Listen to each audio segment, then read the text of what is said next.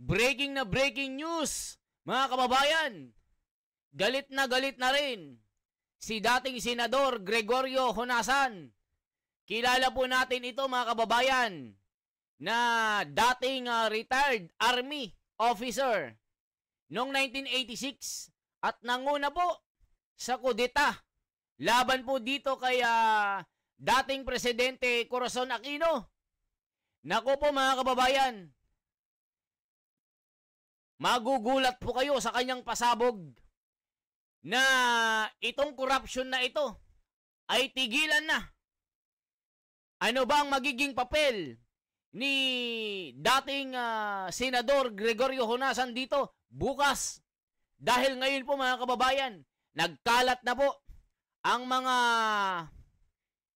PNP. Napakarami na po, mga army, mga tangke, mga kababayan, nagkalat na po sa Metro Manila upang pigilan kung anumang gulo ang mangyayari bukas dahil po sa rally na ito. Pakinggan po natin ang kanyang mga nakakakilabot na pahayag. Nako po, may manginginig dito, mga kababayan ko. Ito na po, pinakamatapang na Army retired at dating Senador Gregorio Honasan. Ito na po ang kanyang pasabog. Magugulat kayo dito. Wakasan ang korupsyon. Grabe siya. So ang tanong natin kay dating Senador Greg Honasan, bakit nandito uli tayo? Siyempre mas mataas lang, no? Bakit nandito muli tayo? Senator Greg Honasan, magandang umaga po sa inyo. Magandang umaga, Dr. Cesar. Sulang na aga sa Indo. At muli, mabalos sa pagkakataon nito. Parang nababasa ko muli nung kayo ay isang Lieutenant Colonel at namumuno ng Defense Intelligence Security Group para sa Ministry of National Defense. Parang nababasa ko uli ang statement ho ninyo sa kasagsakan sa panimula ng coup attempt at habang binabasa sa DSRH dito yung mga ilang demands ninyo. Parang nababasa ko muli yung statement ng RAM, ng SFP, ng YOU, kung ano ang mga panawagan ngayon. Nandoon pa rin sa top 5, top 3, if not number 1, yung issue ng korupsyon. Pero this time, sabi ni Justice Antonio Carpio, retired Supreme Court Senior Associate Justice, the biggest corruption scandal in history. Bakit ho ba dumating tayo sa puntong ito, Mr. Senator? Well,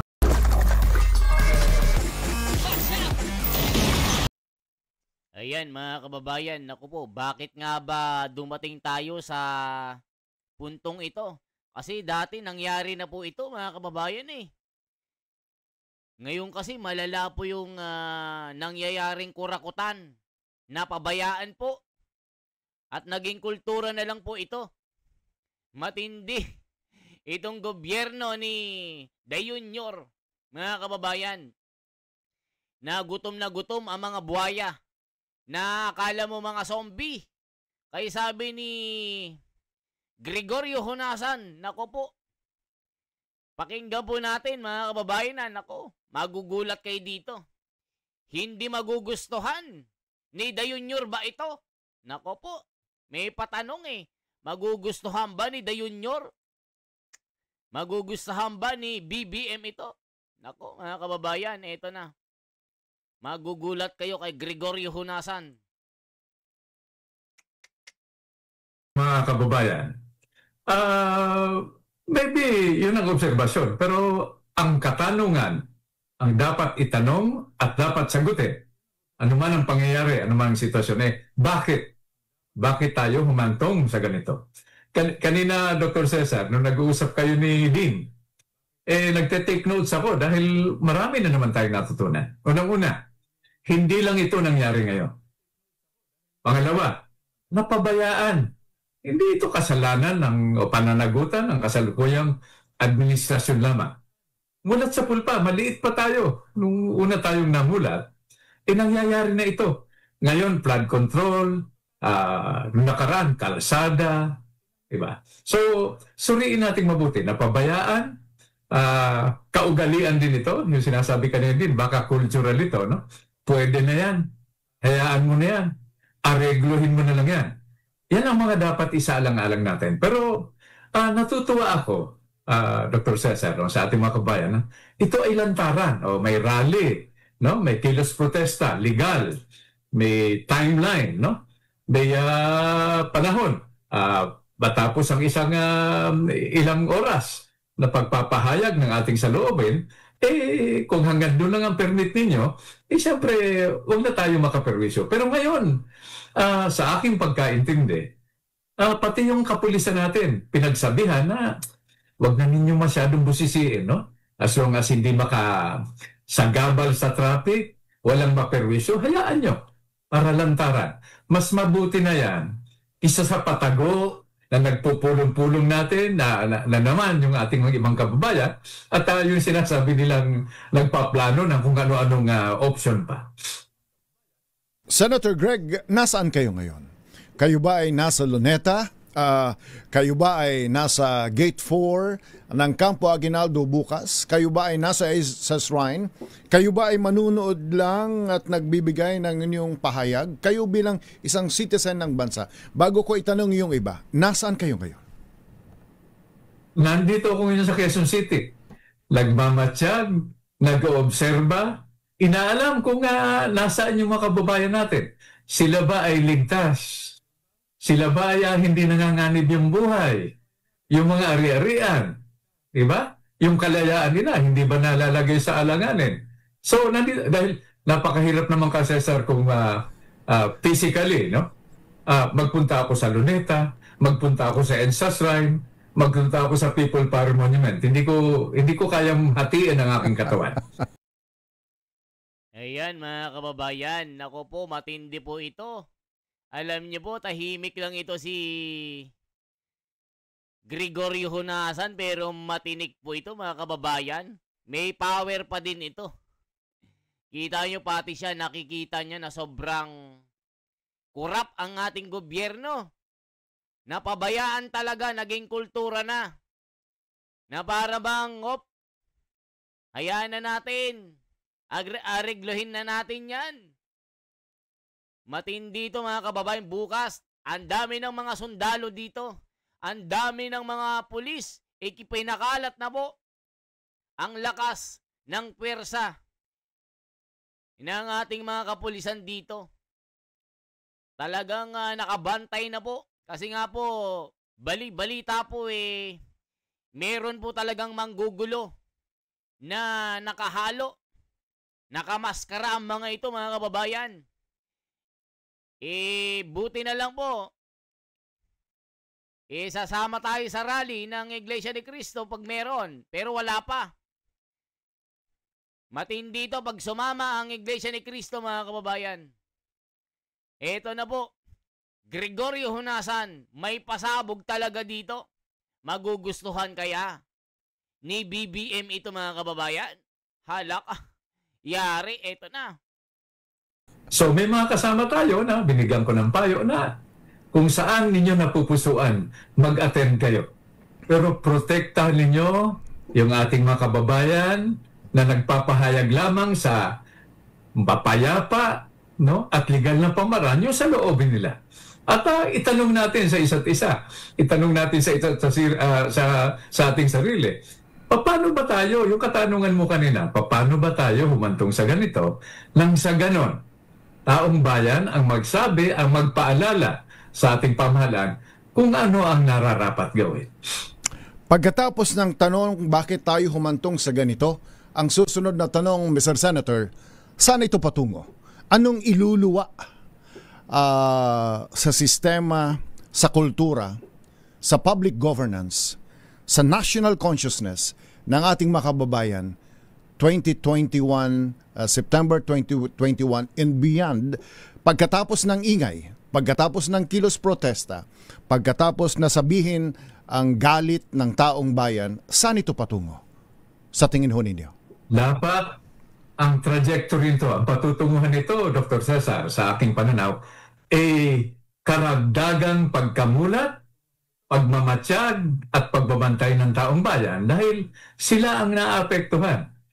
Ano ang dapat na kahihinat na nito? Pagbabago ng mga batas na may pagkukulang. Ang tanong po, Gringo Honasan, anong mangyayari? Meron bang pagbabago? Meron bang bababa? Meron bang makukulong? Yun po yung tanong po dito, Gringo Honasan eh. After ng rally, ano yung nakikita nyo na pagbabago? Ay, nako po mga kababayan, delikado po ito.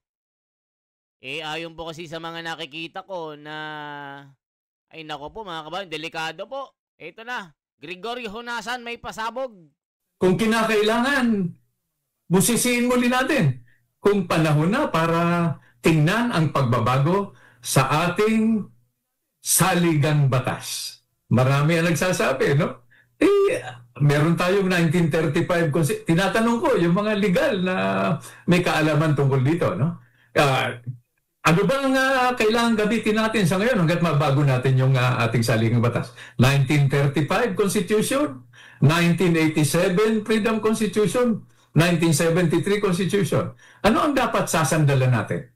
So, yan ang mga inaasahan ko na magiging bunga ng mapayapa at legal na pagpapahayag ng kalooban para sa ating mga kabayan. Pero idadagdag ko lang, Dr. Cesar, no? Kanina nagte-take notes ako. Okay, ano ang kailangang executive action? Ano ang kailangang legislative action o intervention? Ano dapat ang pananaw ng korte, mga korte natin, kasama na ang Korte Suprema? Healthy is more than reps. It can also be. Nako po mga kababayan, delikado ito pag si Gringo Honasan ang kumilos. Alam natin na may power pa ito. Yung tinatawag na RAM. Alam nyo ba yung RAM mga kababayan? Reform the Armed Forces Movement. Siya po yung official dito alam ko eh. In the Philippines, RAM most commonly refers to the Reform the Armed Forces Movement, a group of military officers who were key in the 1986 EDSA People Power Revolution. It can also refer to the Revolutionaryong Alyansang Makabansa, Nationalist Revolution Alliance, an organization that evolved from the original military group to advocate for social and political reform. Naku, ang lalakas pala nito mga kababayan. Mga retired military pala mga ito. So ano nang mangyayari dito? Pakinggan po natin ang pasabog ni dating senador at talagang retired military officer ito mga kababayan. Nakakagulat na mga pasabog. Ano pong sinasabi ng mga taong bayan dito? I-check na natin ano mga komento mga kababayan. Napakagandang mensahe. Naway pumasok ito sa isipan ng mga Pilipinong tunay na nagmamahal sa ating bansa. We salute you, sir. Senator Gringo Honasan, mabuhay po kayo. Saludo tayo kay former Senator Honasan. Hindi siya kagaya ng iba na sobrang mapanira. Senator Gringo Honasan, maraming salamat. Thank you. Ito na ang sinasabi natin mga kababayan. Matindi itong pasabog ni Gregorio Honasan. Nako po. May manginginig dito mga kababayan ha.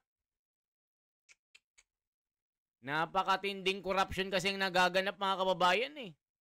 Ito na po. Magugulat kayo dito. Ito na ang kanyang pasabog. Kanina ni Dean, no? Tingnan natin yung impormasyon, yung data management system natin para makapag-desisyon tayo ng tama, pangmatagalan at sa isang logical na pangmaraan. Ito yung mga ilang bagay na kailangan na suriin natin para ang kahihinat na nito ay magdadagdag sa stabilidad ng ating bansa, itong pinagpala nating Pilipinas, hindi lalong makagulo. Hindi ho ba kayo, sa edad nyong ito, Senator Greg Honasan, sa edad nyong ito, hindi ho ba kayo napapagod? Paulit-ulit ito eh. Corruption, mamumulat, mag-oorganisa, magmobilisa. Then tatahimik. Another set of scandal, magmomobilisa, mag-oorganisa at magmumulat. Then another scandal. magmumobilisa, mag-organize, magmumulat, then another scandal. Dapat bang magsawa ang Pilipino? Hindi ho ba tayo natututo? Ay nako, Dr. Cesar, ibabalik ko yung katanungan sa iyo at sa mga iba nating kababayan na pareho ang sitwasyon. No? Kung pabayaan natin ito, mapagod tayo. No? At dumating ang panahon na hindi lamang tayo, kung buhay pa tayo sa mga panahon yun, no? Yung mga anak natin, yung mga apo natin, malagay sa alanganin. No? Dahil sa kapabayaan. Dahil napabayaan natin yung mga dapat natin gawin. Sa tingin mo, makukonsensya tayo. So habang meron pa tayong kakayahan, may lakas ng pag-iisip, pangangatawan, hanapan na natin pa rin ito. Pero hindi tayo dapat mapagod. Hindi tayo dapat mawalan ng pag-asa. Dahil pag nawalan tayo ng pag-asa, yan ang katapusan ng Republika ng Pilipinas. No? Idadagdag ko lang, Dr. Cesar, no? Na sa gitna ng napakaraming sitwasyon natin ngayon, no? Pinagpala pa rin ang Pilipinas. Imagine mo, no? Obserbahan natin yung nangyayari sa ibang panig ng mundo. Binobomba ang eskwelahan. No? Binobomba, sinasaktan yung mga nasa ospital. Ibig ba nating dumating tayo sa ganung punto na wala nang batas, no rules, free for all na. Hindi lamang turuan, kundi nagkakasakitan na. Ibig ba nating sa kapabayaan din natin, habang may lakas pa tayo, mahandong tayo sa ganon. Yun ang aking iniisip. Kaya kahit ano pa sabihin natin, hindi tayo pwedeng mapagod at hindi tayo pwedeng mawalan ng pag-asa. Senator, malabang sa hindi ay nilapitan kayo ng iyong mga kabaro. Dating mga retired officers ng Armed Forces of the Philippines. Mayroon doon, marami roon ang nananawagang mag-withdraw na ng suporta sa ating Pangulo. Nananawagan sa kapulisan, nananawagan sa Armed Forces of the Philippines. Kung kayo man ay natanong, o pagpalagay na nating hindi kayo natanong, pero sigurado ako narinig ninyo at nabasa ho ninyo sa social media yung ilang panawagan ng ilang retired military officers na i-withdraw ang kanilang suporta sa mga active officers sa ating Pangulo. Anong maipapayo niyo sa kanila? Dr. Cesar, no, sa ating mga kabayan, doon sa mga lumapit sa akin, dahil siyempre nalapitan din tayo, no? At hinihikaya tayo na lumaho. No? Nagkalat ngayon ang petisyon, mga manifesto, mga open letter, no? Pero para sa akin, positibong development ito. Ano ang aking maipapayo? Mag-iingat tayo. Ayaw na natin sa nangyayari ngayon. Ayaw na natin sa gobyerno. Hindi yung sino ang ipapalit natin. Madaling sagutin yan. Ano ang ipapalit natin sa mabilis na pamaraan? Dahil hindi pwedeng bitin na Dr. Cesar, no? So ayaw na natin, okay. Sa anumang pamamaraan, sa labas ng legal at mapayapang pamamaraan. Gusto natin, hindi na tayo kontento sa nangyayari ngayon. Ano ang ipapalit natin na sistema? At ang sasagot dyan ay yung taong bayan mismo. Kaya dagdagan natin ang kaalaman nila, hayaan natin sila na maglabas ng sama ng loob nila, no? Mag-ipon-ipon sila, mag-rally kung saan lokasyon, hindi lamang sa Metro Manila, kundi sa buong bansa, no? Para sagutin yung katanungan niya. Habang hindi natin masasagot yan, ipagpatuloy na natin yung ating ginagawa. Pero iwasan natin yung magkasakitan tayo, no? Pero ibig ko lang idagdag, Dr. Cesar, ngayon kasi, sa gitna nitong sama ng loob, lalo na doon sa mga kabayan nating naghihikahos, no? Nahihirapan. Bakit? Kakulangan ng pagkain, no? Pabahay, hanap buhay, di ba? Sa larangan ng edukasyon, pambayad ng tuition, sa larangan ng pambansang kalusugan, public health, di ba? Pambayad ng dialysis, pagpapagamot, pambili ng antibiotic, at doon sa tinatawag natin na bagong ginto at bagong langis. So yan mga kababayan, ang pahayag ni Gregorio Honasan. Naku po, paano yung mga retired military? Sumama na rin po sa rally bukas. Napakarami nito kahit sa abroad mga kababayan, talagang tuloy-tuloy ang protesta nila. Na may managot dito sa ginagawang pagpapakulong Investigasyon na walang patutunguhan. Kasi nga, nakikita natin walang direksyon. Ang ginagawa po nila, puro cover up. Puro pagtatakipan, mga kababayan. Mula nung nawala si Senador Marcoleta bilang chairman ng Blue Ribbon Committee, wala na po, mga kababayan. Parang iba na ang direksyon. Turo na lang ng turo. Kung sino may turo, yun na. Pero yung pinaka-culprit, hindi po nila binabanggit. Gaya nung isa, yung Cabral. Bakit hindi na nila pinapaharap sa Blue Ribbon Committee? Sabi ni Senador Marcoleta, katek si Tito Soto, nag-o-offer ng 500 million. Kung may project, paunang bayad muna na 500 million. Aba, matindi ito, mga kababayan. Ang pasabog ni Marcoleta po ito. Kaya mga kababayan, magkomento kayo.